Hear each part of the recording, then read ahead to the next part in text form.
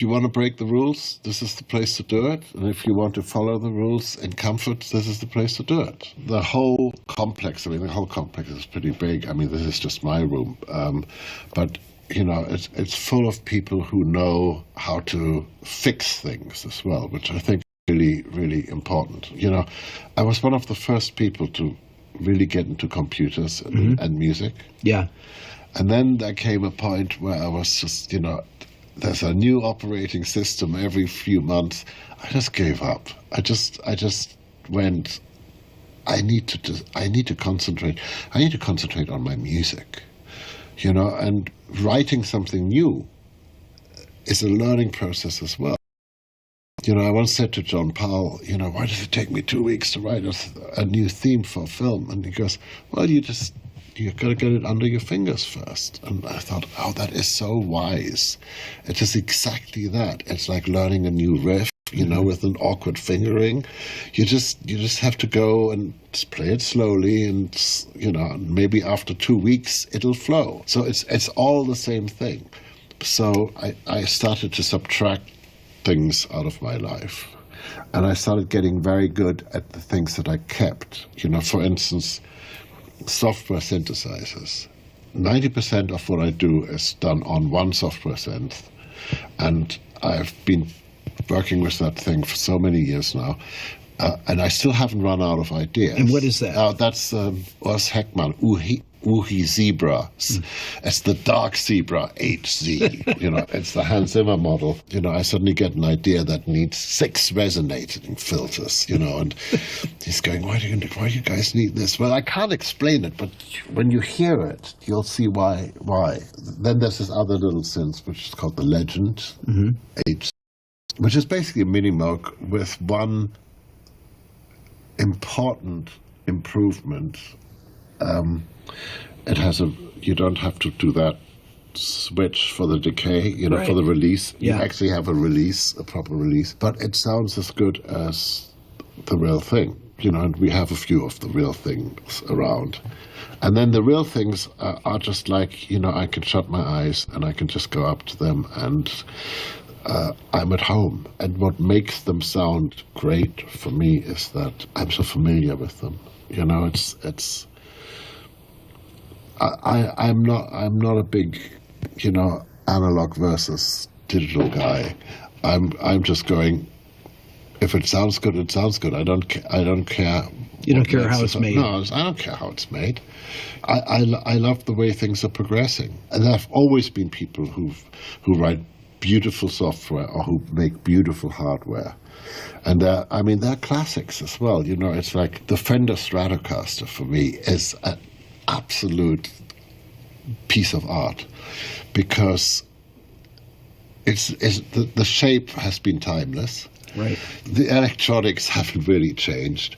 And what it does, which is so remarkable, is it amplifies the player. I mean, you have Jeff Beck, who sounds totally different from Stevie Ray Vaughan, who sounds totally different from a Mark Knopfler, or like each person's individuality is being amplified by this piece of wood, couple of magnets, and some steel strings. It's fantastic. What's interesting, the people that you just chose off the top of your head, Stevie Ray and Jeff Beck and Mark Knopfler, they're very different players. Yes, but I love them all. Yeah. I worked with Jeff Beck. I had to teach Jeff Beck a tune, which was sort of, here, give me your guitar. And then I was going, oops, now I have to actually play. So, I loved him, and I loved his inventiveness, and I loved everything he did. And I thought, I think totally the most inventive, that thing. And I said to him, why don't you use a pick? He goes, because I lose them. Right. He got really good at something because he was really bad at remembering where he put his pick. So his tone was singular, Like when he played the blues. There's a... My God. Yeah, amazing. It's like beautiful and so inventive. And so I love those guys. I love those machines. I love those machines that are incredibly well built. When we were talking a bit ago before we started rolling, you talked about essentially not being hostage to the engineer. Talk about this. Well, no, I mean, look, I saw that in my early days when I was a synth programmer in London, and I would do sessions, and the artist would say to the engineer, don't you think there should be a little bit more top end in my voice or whatever it was? And I saw the big Neve, with the big buttons, the 73. I saw him flick the top end, but not actually turn it. Right. And I thought, shit, that poor guy, artists should be able to walk over there and do that until it's exactly how he hears it. And I started I would do my little 3-hour session, and then rather than packing up and going home, I would hang out for the rest of the day and learn from the engineer, to see what he was doing, how he was placing the mics, what difference EQ made, and I would be working with true magicians, really the top of the, line engineers at Air and right. or Abbey Road, if you wanted it. I felt that was really important, that a musician should never be at the mercy of somebody else. He should never be stumbling over the words because he doesn't need to use the words. The only words he needs to use is, excuse me, can I just do this myself? When you're starting a film, what is your process like? If you don't know a director? Every project is sort of the same. It doesn't matter if I know the director or don't know the director. I try to avoid reading the script, not because I am against great screenplays, but because I want to know what's in the director's head. So what I usually do is they either come here or we go out for dinner, and there's usually a good bottle of wine involved. Mm-hmm. And I say, so tell me the story. Because then I know what is important to him in the story. He'll leave out all that stuff that is, secondary, that isn't important. And I get a sense of the tone somehow, and tone can mean two things in this case. I mean, it can mean the tone, even the light, and how he's going to light the thing, and what the colors palette is going to be like. And that has to sort of match up with what I'm writing and the sounds I'm using and the orchestration, etc. So all that happens sort of in the first conversation. And then I go away and usually sit down and just write, which pretentiously I call a suite. But it's just actually a diary. So I start off with trying to find a theme, and so on the first day, right? Mm-hmm. Or find a sound, or it might not actually be that yet. For instance, on Dune, the whole process was, let's make new sounds. Let's make this thing is set in the future. It's science fiction. Let's just go and and then my late friend Chaz Smith, who was a welder but made these beautiful instruments, and his whole house was actually a resonating chamber, so you had to go to his place to play these instruments because the house was the resonating chamber. Right. Hi, I'm Andy Levian, General Counsel at the DNC. We just sued President Trump and Doge, and I hope you will support us.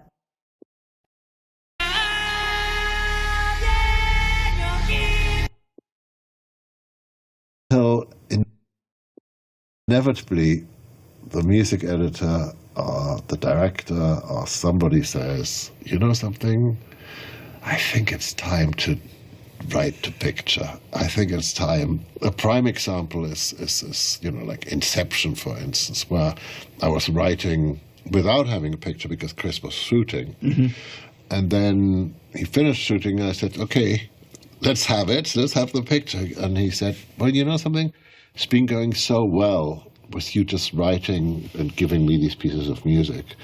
I want you to finish the score, and then I'll show you. Was he using them as like temp music? Yes, absolutely. And so I got mean and twisted because I knew the script really well. So I would send the pieces over now without titles, seeing if he could guess, if he could feel, or if I was specific enough, that he would know where this thing would go, right? And there was, and my test scene in that film was Marion Cotillard is going to commit suicide, and she goes out on the ledge and her shoe drops. And I had a note which was going to hit that shoe drop, right? But I didn't tell Chris. Didn't tell, right? So then when he showed me the film for the first time, everything was in place, including the shoe drop. Wow. If you jump, you're not gonna wake up, remember? You're gonna die. Now just step back inside. Come on. Step back inside so we can talk about this. We've talked enough. Mom. Come out onto the ledge or I'll jump It down. was great. You know, in Interstellar, there was a similar thing where he's in Iceland shooting and he's freezing cold, but he's explaining the scene where Matthew McConaughey is watching the videos of his children and he starts crying and all this. Grandpa attended ceremony.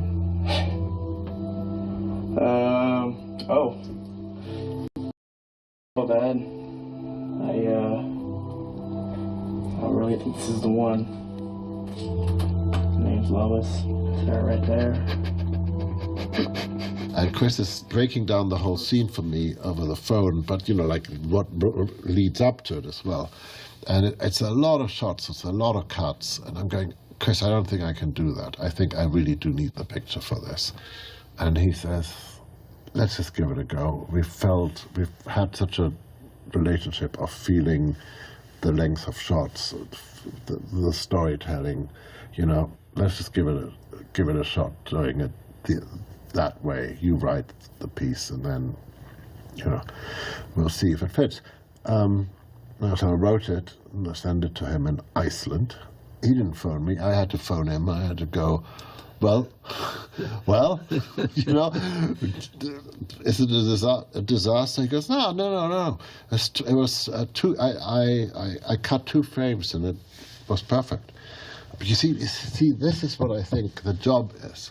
The job is not to listen to the director telling you what the music is he wants, because if he knows what music he wants, then he can do it himself. Right. My job is to sort of listen to him tell me the story and then do the thing that he can't even imagine. So that's the job, and I need sort of collaboration and at the same time complete freedom to do this. And, you know, like you have that with Denis. I mean, to a degree, you know, it's like, and I'm being silly. He's got one shot in this first part of Dune when they arrive on the planet, and you know there's a guy playing the bagpipes, which I actually thought was really great, because you know if somebody was playing a fanfare trumpet, I would have asked him to cut it out.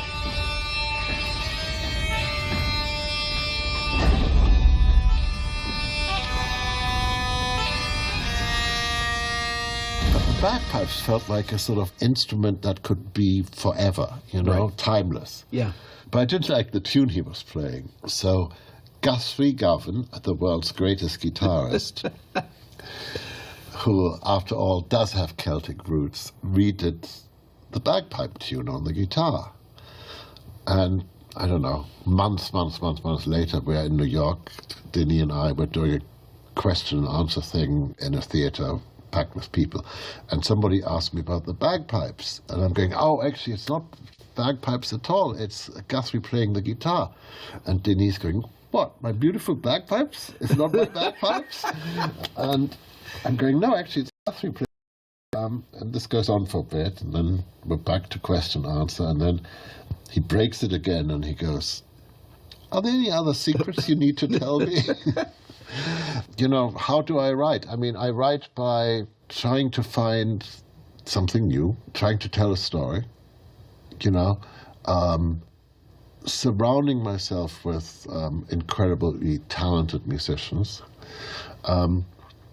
people who can give great feel and context to the notes I've clumsily have written. I am a very good synth programmer. I can actually say that. So that's a lot of what I do. You know? Yeah. But sometimes, you know, sometimes I spend days making a sound, and then somebody kicks me and goes, write the notes, you know. And my life has been music from as far as I can remember. I was thrown out of 8 schools because of the other stuff. And I was lucky, you know. Yes, I had a period of living in rat-infested places and with a, you know, single coil ring. You put the baked beans on top of it, and that was like breakfast, lunch, and dinner. Actually, the fun part of that which was really, truly not fun. So I was getting into synthesizers. And so I go, okay, tonight I'm going to come up with some really cool sounds. With the one problem that the electric meter, you had to put shillings in. Oh my gosh!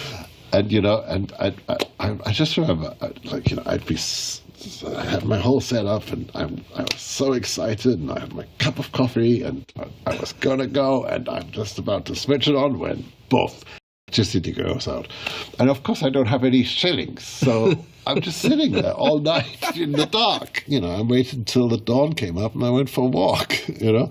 I mean, so yes, I come from that period as well, you know, and then, you know, I was just lucky. I mean, I was found by alreadiii, which was really a George Martin company, and this woman, Maggie Rodford, who, you know, when she needed a synth programmer. Okay, I can do that. You know, and then George came and sort of took me on board, and then this composer who was working there, Stanley Myers, who'd written The Deer Hunter and had written that great guitar piece. Oh, amazing. Yeah, amazing. He sort of said, hey, do you want to partner up on some stuff?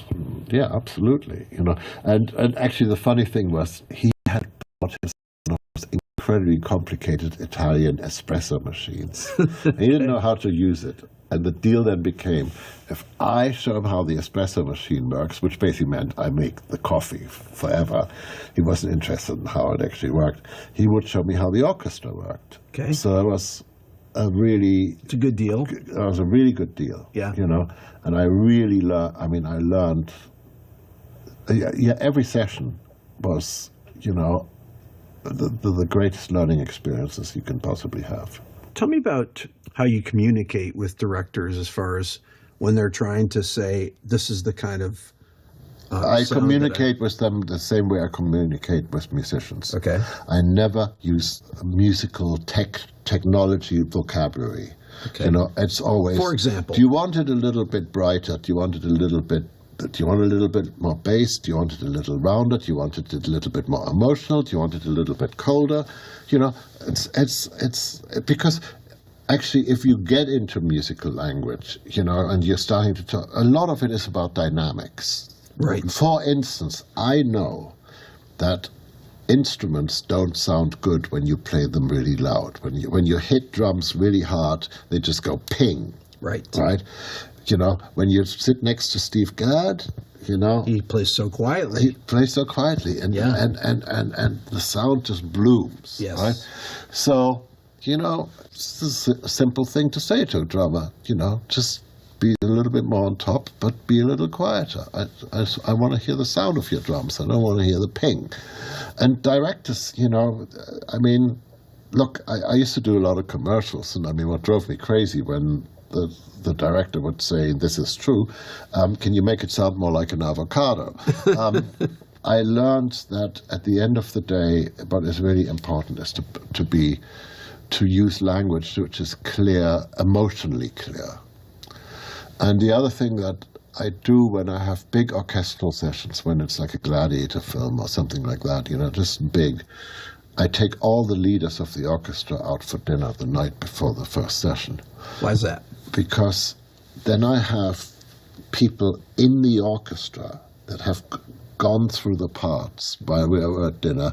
So I have my lieutenants already, you know. So when I say, well, actually it should be this or that and the other, they're already translating. The bass section is already translating to the bass section what it's supposed to be. The violas are already, you know, and somebody already knows what this movie is about and what this music is about and what the whole thing is supposed to be sounding like. Because you have to have your allies in the orchestra, you know, because